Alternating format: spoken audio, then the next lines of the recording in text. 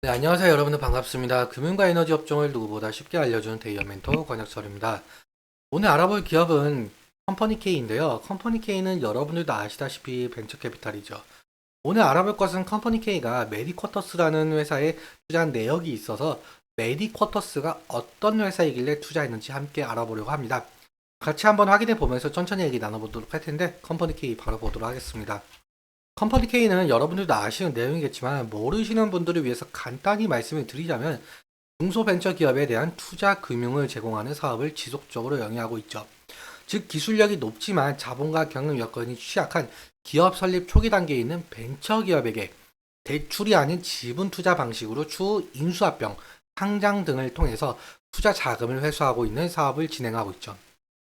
투자 방법에는 크게 두 가지가 있는데 여기 투자 조합의 경우는 펀드를 생각하시면 이해가 상당히 빠릅니다.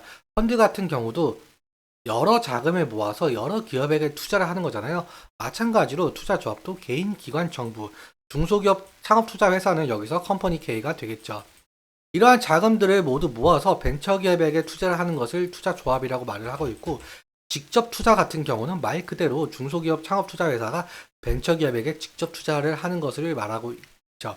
그리고 투자 조합의 경우에는 사업 보고서에서 나오고 있는 형편이지만 직접 투자의 경우 뉴스 기사로만 접할 수 있어서 찾기가 상당히 힘듭니다.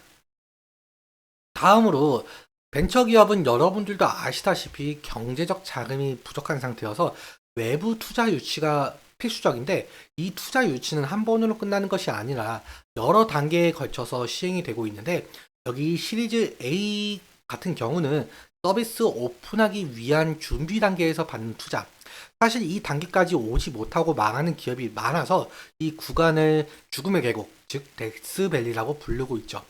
시리즈 B 같은 경우는 사업 확장을 하기 위해 추가로 받는 단계, 시리즈 C, D부터는 스케일업을 가속하기 위한 단계로 대부분 벤처기업들은 시리즈 C 단계에서 외부 투자를 마무리하고 안정적인 수익 구조를 만들기 위해 노력을 하고 있죠. 그래서 이 시리즈 ABC 투자를 통해서 본격적인 성장을 이루고 벤처기업은 상장이나 M&A 같은 가능한 기업으로 탈바꿈하게 되고 여기서 벤처 캐피탈은 투자금 회수를 통해 이익을 보는 구조죠. 그럼 다음으로 여러분들도 아시는 분 있으실 것 같은데 컴퍼니 K가 일본 패션 브랜드 누구를 운영하는 메디쿼터스라는 회사에 시리즈 D 투자를 진행했다고 하더라고요. 컴퍼니 K뿐만 아니라 뭐 대성창투, KT 인베스트먼트, LB 인베스트먼트 등 참여를 하였는데 아무튼 시리즈 D면은 앞서 말씀드린 부분에 대해서 IPO까지 얼마 안 남은 단계이기도 합니다. 아무튼 도대체 메디쿼터스는 무엇을 하는 회사이길래 투자했는지 하나하나씩 살펴보도록 할게요. 일단 메디쿼터스는 패션 커머스 누구라는 것을 운영을 하고 있는데 이 누구는 2020년도에 일본에 출시되어 MZ 세대들, 즉 10대에서 30대 타깃으로 버티컬 커머스 플랫폼이죠. 일본 현지 인플루언서들과 함께 패션, 뷰티, 라이프 스타일을 아우르는 다양한 문화 콘텐츠를 제작하여 특별한 쇼핑 경험과 브랜드 가치 그리고 트렌드를 전하고 있습니다. 이 패션 브랜드라는 것은 그 해당 나라의 정서도 상당히 중요한데 특이하게 이 누구는 우리 한국 패션을 수출하는 것으로 사업성을 잡았습니다. 사실 한국 패션이 먹힐지는 두고 봐야 되는 상황이었는데 일본에서 K 패션이 어느 정도 먹히게 된 거죠. 이는 코로나19의 영향도 있는데 코로나19 시절에 우리나라는 물론 세계 각국도 밖에 잘 못 다녔던 시절이 있었잖아요. 그때 당시 넷플릭스, 뭐 디즈니 플러스, 왓챠 등등 글로벌 컨텐츠가 맹위를 떨쳤었죠. 특히 오징어 게임이나 뭐 이태원 클라스 등이 있는데 아무튼 일본 가입자 상당수가 K 컨텐츠를 즐겼다는 통계는 지금도 찾아보면 상당히 많아요.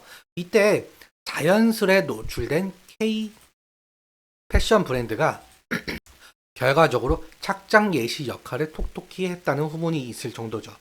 아무튼 일본에서 가장 영향력 있는 패션은 어느 나라인가? 라는 설문조사에서 일본 여성이 1위로 한국을 꼽았죠. 이러한 영향을 바탕으로 2023년 한 해에 일본에서만 50억엔, 하나로 443억에 해당하는 거래액을 달성했고, 최근에는 오사카에 2호점을 열었을 정도로 기업 가치가 상승 중에 있는데요. 2022년에는 기업 가치가 1,800억이었는데 이번 시리즈 D 투자 전 기업 가치는 2,500억으로 평가를 받은 바 있었습니다. 그리고 이 메리쿼터스는 특이하게 여러 브랜드를 운영 중에 있는데요. 먼저 닭가슴살 브랜드인 바르닭, 그리고 오은영 박사의 유산균 브랜드로 유명한 락티브, 그리고 패션 브랜드 마하그리드와 이스트 쿤스트, 뷰티 브랜드 바날라, 아닐로 등을 운영 중에 있고, 대부분 매출은 누구에서 나오고 있습니다. 현재 상장도 추진 중에 있는 만큼 메디쿼터스의 이름값이 높아질수록 투자한 컴퍼니 K도 각광을 받을 가능성이 높은 부분인 것 같습니다. 그럼 차트 함께 보도록 하겠습니다. 최근 차트를 보시면 최근 상승분은 대부분 투자사 업스테이지 이슈로 상승했던 모습을 보여주고 있는데, 결국 캡스톤 파트너스는 어느 기업에게 투자를 하고 그 기업의 이슈로 인해서 주가 변동성이 있을 가능성이 높겠죠. 그래서 컴퍼니 K의 중요 투자 포인트는 어디에 투자했는지 그것을 알아보는 것입니다. 차트를 보시면 여기 최근 20일 이평선을 수직으로 그어 보면은 이 붉은 라인에서 지속적인 윗꼬리가 나오고 있는 것을 보이고, 그리고 돌파를 했다가 다시금 이탈을 하는 모습, 돌파를 했다가 이탈하는 모습 반복해서 보여주고 있는데요. 일단 단기적으로 이 부근을 지지해 주는지 아니면 이탈이 나올지, 그것이 중요한 것 같아 보입니다. 사실 아직 업스테이지 관련 이슈가 남아있는 만큼 상승의 여력이 있을 가능성도 있는데, 이 부분에 대해서는 제가 전에 영상에서 말씀을 드렸기에 한번 보시면 감사하겠고, 앞으로 메디쿼터스의 상장 이슈까지 더해서 큰 상승이 나올 가능성도 있겠죠. 그리고 컴퍼니 K가 투자한 기업이 많은 만큼 그 기업을 하나하나씩 살펴보는 것이 상당히 중요한데, 그러려면 제 영상 한번 구독 눌러 주셔가지고 제 영상 한 번쯤 봐주시면 정말 감사할 것 같습니다.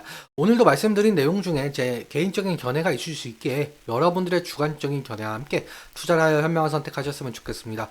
오늘도 시청해주셔서 너무 감사하고 지금까지 멘토 권혁철이었습니다. 감사합니다.